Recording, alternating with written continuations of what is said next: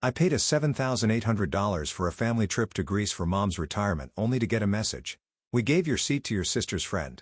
She needs a getaway more. I texted understood that night.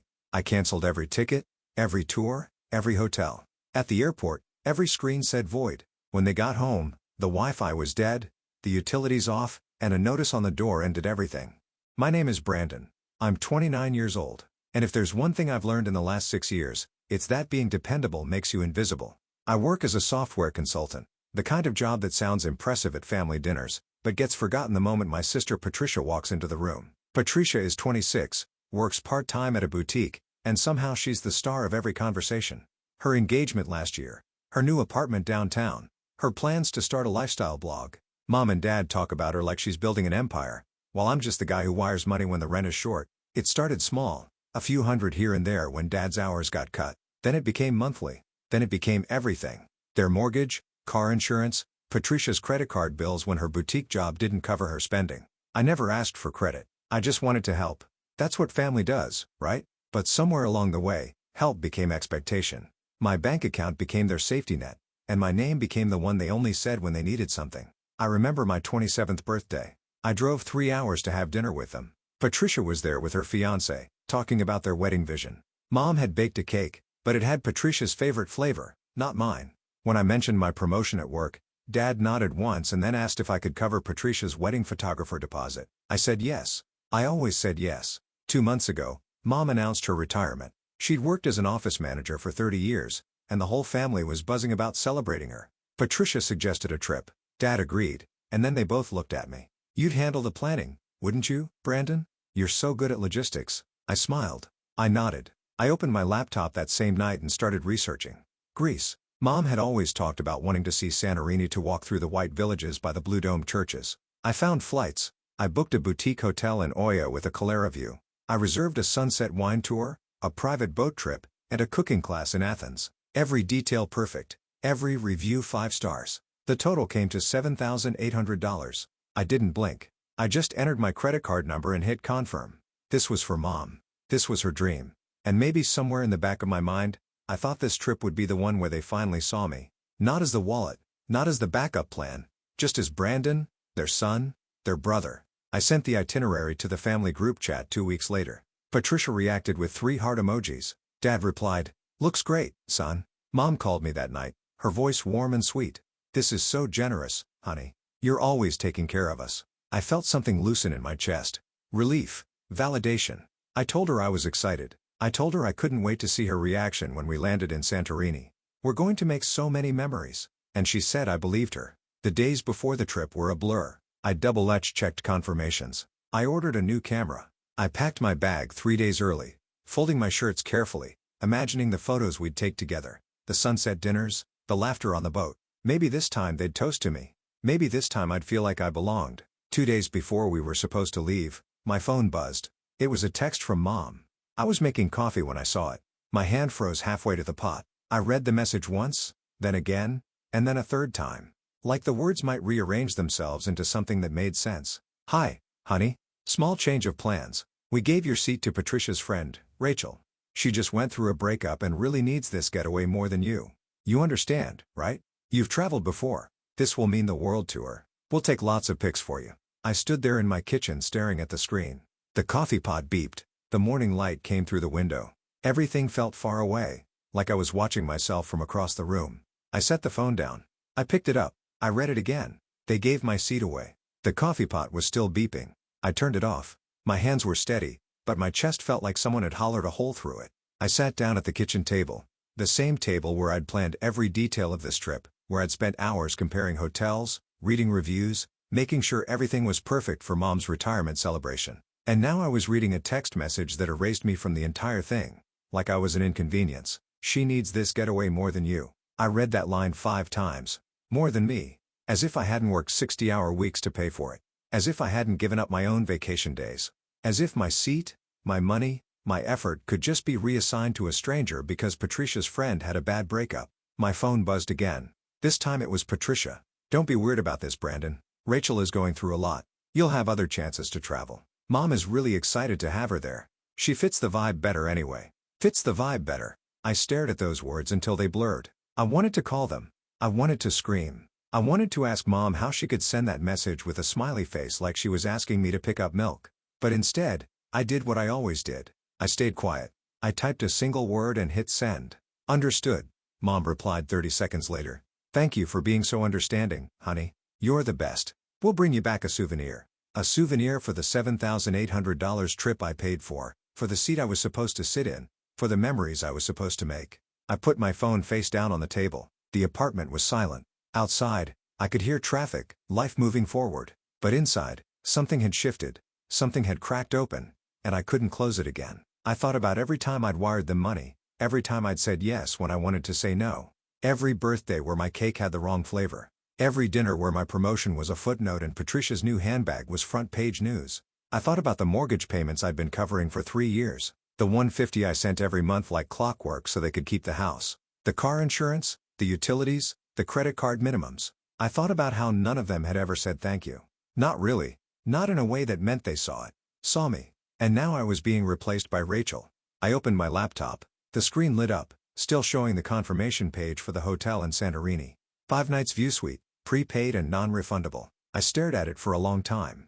Then I opened a new tab. I logged into the booking site. I pulled up the flight reservations. 4 tickets. Athens to Santorini. Return to the US. All under my name. All purchased with my credit card. I clicked on the first one, cancellation policy. I read every word carefully. Then I clicked to cancel. A box popped up. Are you sure you want to cancel this reservation? This action cannot be undone. I didn't hesitate. I clicked yes. The screen refreshed. Reservation canceled. Confirmation sent to your email. I moved to the next ticket. Cancel. Confirm. Done. Then the third. The fourth. One by one, I dismantled the trip I had built. The hotel in Santorini, the wine tour, the private boat, the cooking class in Athens, every single prepaid experience, every reservation I had researched and confirmed and smiled about while imagining Mom's face gone. It took me 40 minutes to cancel everything. By the time I closed my laptop, the sky outside had shifted from morning gray to pale blue.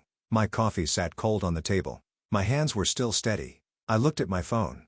No new messages. I wondered how long it would take them to realize. I wondered if they'd even check the confirmations before they got to the airport. I wondered if they'd finally say my name when every screen at the ticket counter flashed the same word. Void. That night, I sat in the dark. I didn't turn on the TV. I didn't call anyone. I just sat on my couch with my phone on the cushion beside me, waiting for something I couldn't name. The apartment felt bigger than usual. Emptier. I could hear the hum of the refrigerator in the kitchen, the faint buzz of the streetlight outside. My own breathing. I kept replaying the text in my head. You understand, right? As if understanding was the same as agreeing. As if my silence over the years had been permission for them to treat me like this. I thought about the first time I sent them money. I just started my job, fresh out of college with my first real paycheck. Dad called me on a Thursday night, his voice tight. Brandon, we're a little short this month. Just $400. I'll pay you back next week. He never did. And I never asked. After that, it became routine. Mom would text, Patricia would call, and I'd open my banking app and transfer whatever they needed. I told myself it was temporary. I told myself they appreciated it, even if they didn't say it out loud. But somewhere along the way, I stopped being their son, and started being their solution. I remembered my college graduation. I'd worked 2 jobs to pay my tuition, lived in a cramped studio with 3 roommates, survived on ramen and hope. When I walked across that stage, I looked into the crowd and saw Mom and Dad. They were smiling. They clapped. And then at dinner afterward, Mom spent 20 minutes talking about Patricia's new internship at a boutique. Patricia who'd gotten the internship through a family friend. Patricia who still lived at home and didn't pay rent. Patricia who got a new car for her birthday while I drove a 12-year-old sedan with a broken air conditioner. I'd smiled through the whole dinner. I'd congratulated Patricia. I'd paid the bill because that's what I did. I was the steady one. The responsible one. The one who didn't cause problems or ask for attention. I worked hard, kept my head down, and made sure everyone else was okay. And they loved me for it in their own way. In the way you love a tool that works exactly when you need it. But they didn't see me. Not really. I thought about the trip again. The hours I'd spent researching. The excitement I'd felt booking the hotel. I'd imagined us sitting on the terrace in Santorini watching the sunset and for once, just once, being a family that felt whole. But they gave my seat to Rachel because she fit the vibe better. I stood up and walked to the window. The city stretched out in front of me, glowing and distant. I thought about calling them, explaining, telling them how much the trip had meant to me, how much they'd hurt me. But I knew what would happen. Mom would apologize in that soft, careful way that made me feel guilty for being upset. Dad would say something about overreacting, and Patricia would roll her eyes and tell me I was being dramatic. So, I didn't call. I stood at the window watching the lights, and I made a decision. No more. No more wiring money. No more swallowing my feelings. No more pretending their convenience was the same as my love. They wanted to erase me from the trip. Fine. But they were about to realize exactly how much of their lives I'd been holding together. And when they did, I wouldn't be there to fix it. I didn't sleep that night. Instead, I sat at my desk and opened every financial file I had. 6 years of records, bank statements, transfer receipts, payment confirmations. I spread them across my screen like evidence at a crime scene. Because that's what it was. A slow, quiet robbery that I'd helped execute. The mortgage payment started 3 years ago. Dad had called me on a Sunday morning, his voice low and embarrassed. "Brandon, we're in a bind. The refinance fell through and we're 2 months behind. Just until we catch up." I'd sent $3,700 that same day. Just until we catch up turned into 36 months. Said $250 every month wired on the first like clockwork. I did the math. $66 to $600 for a house I didn't live in for a mortgage that wasn't mine, and they never mentioned it again. I scrolled further. Car insurance for both their vehicles, $340 a month, 2 years. A DAF $160. The utilities, internet, electric, water, another $280 monthly, also 2 years, $6,20. Patricia's credit cards.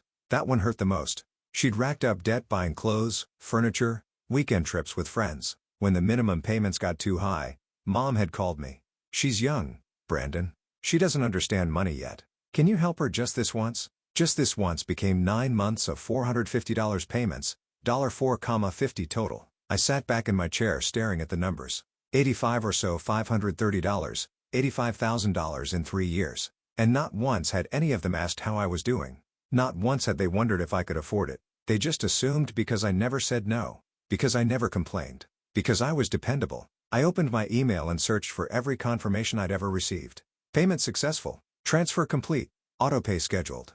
Hundreds of them. A digital paper trail of my own eraser. Then I opened a spreadsheet and started filling it in. Date, amount, purpose. Every single transaction categorized and highlighted. Mortgage $66,600. Car insurance $8,60. Utilities $6,720. Credit cards $4,050. I added a notes column next to the mortgage. I typed "never asked to be repaid, never thanked." Next to Patricia's credit card, still calls me boring at family dinners. Next to the utilities, currently disconnected from family trip I funded. When I finished, the spreadsheet was 8 pages long. I saved it, printed it, and then I sat there holding the pages, feeling the weight of my own silence turned into proof. My phone buzzed. A text from Dad. "Flying out tomorrow. Thanks again for understanding about the Rachel situation. You're a good brother. A good brother." I looked at the spreadsheet in my hands. I thought about the mortgage payment that was set to auto-transfer in 5 days. The car insurance renewal next week. The utility bills I'd been paying without question. I opened my banking app. One by one, I canceled every automatic payment. Mortgage deleted. Car insurance removed. Electric, water, internet gone. Each cancellation sent a confirmation email. I watched them populate my inbox like tiny bombs, timed and waiting. Then I logged into the utility accounts. I wasn't just canceling payments. I was requesting disconnection. Effective immediately. Electric disconnect requested. Water scheduled for shut-off. Internet cancellation confirmed. It would take 3 business days. They'd be in Greece by then. They'd be posting photos on the trip I paid for with Rachel in my seat. While back home, their house went dark. I closed my laptop. For the first time in 6 years, I felt something other than tired. I felt awake. I didn't go to the airport with them, but I knew exactly when they'd arrive. I imagined them pulling up to the terminal laughing. Patricia probably taking selfies with Rachel. Mom excited. Dad hauling the suitcases. None of them checking their emails. None of them thinking twice about the confirmations. My phone stayed silent all morning. I made coffee. I went for a run. I showered and dressed like it was any other day. But every few minutes, I glanced at my phone, waiting. It came at 9:47 a.m. "Patricia, what the hell did you do?" I stared at the message. 3 dots appeared, then disappeared, then appeared again. She was typing fast, furious. "The tickets don't work. The system says they're void. Did you cancel them? Are you seriously this petty?" I didn't reply. Another text, this time from Mom. "Brandon, there's a problem with the reservations. Can you call the airline? We're at the counter and they're saying everything is canceled. There must be a mistake." A mistake? I set my phone down. I walked to the window and looked out at the city. calm and indifferent. I wondered if they were panicking yet, if Patricia was yelling at the gate agent, if Rachel was standing there awkwardly, realizing she'd been dragged into something bigger than a free vacation. My phone rang. Dad. I let it go to voicemail. He called again and again.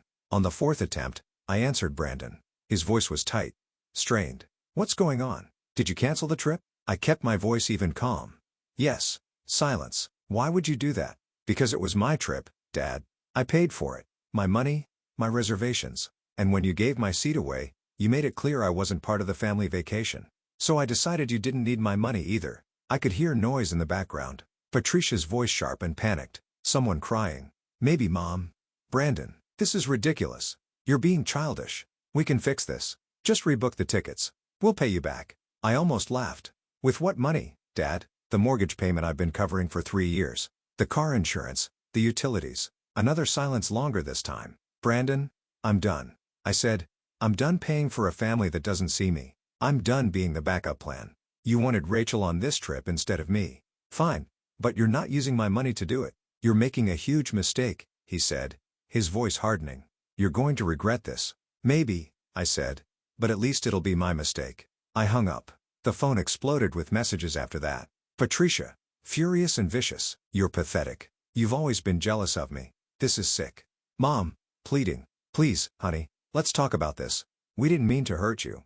We just thought Rachel needed this more. Please don't ruin this for everyone. Dad. Cold and final.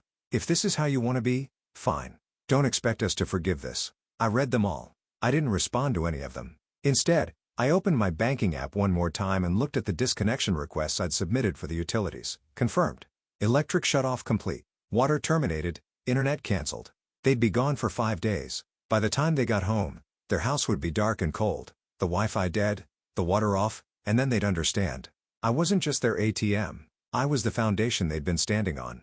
And I just pulled it out from under them. For the next 3 days, I didn't hear from them. I assumed they'd found a way home. Maybe they begged the airline for mercy. Maybe they borrowed money from a friend. I didn't know. And honestly, I didn't care. What mattered was what happened next. I sat in a coffee shop downtown, the kind with low music and soft lighting, and I finalized the last pieces of my plan. The mortgage was the center of everything. 3 years ago, when Dad called me desperate and embarrassed, I hadn't just sent money. I'd taken over the payments entirely. But the house was still in their name. Legally, I had no claim to it. I'd been a silent partner in their survival, invisible on paper, except I wasn't completely invisible. 6 months into covering the mortgage, the bank had called me. They'd noticed a pattern of payments coming from an external account, mine, and they wanted to formalize the arrangement. They offered to add me as a co-borrower, a protection, they said, in case something happened. I'd agreed. I signed the papers. I became legally tied to a house I didn't live in for a family that barely remembered my birthday. Now, that signature was the key. I pulled up the loan documents on my laptop. There it was. My name. Co-borrower. Equal responsibility. Equal authority. I called the bank. Hi, I need to discuss my mortgage account. The representative was polite, efficient. She pulled up the file. Yes, Mr. Rodriguez. What can I help you with today? I need to remove myself as a co-borrower and terminate automatic payment authorizations. A pause. I see. May I ask if the other borrowers are aware of this request? They will be, I said. She walked me through the process. Removing myself would require the primary borrower's mom and dad to refinance or assume the loan independently. Until then, the account would need to remain current, but I could revoke my payment authorizations immediately. Understood, I said. Please proceed with the revocation. Done. Your authorization has been removed. The primary borrowers will be notified of the upcoming payment responsibility. I thanked her and hung up. Then I logged into the insurance portal. 2 vehicles under my payment plan. I removed both cancellations effective in 72 hours. Next, I checked the utility accounts. The disconnection requests had already processed. Electric off, water off, internet terminated. Everything I'd been holding up for 3 years was now collapsing piece by piece like pulling blocks from a tower. But I wasn't done. I opened my email and started drafting a message. The subject line was simple. Final statement. I attached the spreadsheet. 8 pages. Every transaction, every dollar, every time I'd said yes when I should have said no. Then I wrote the body of the email.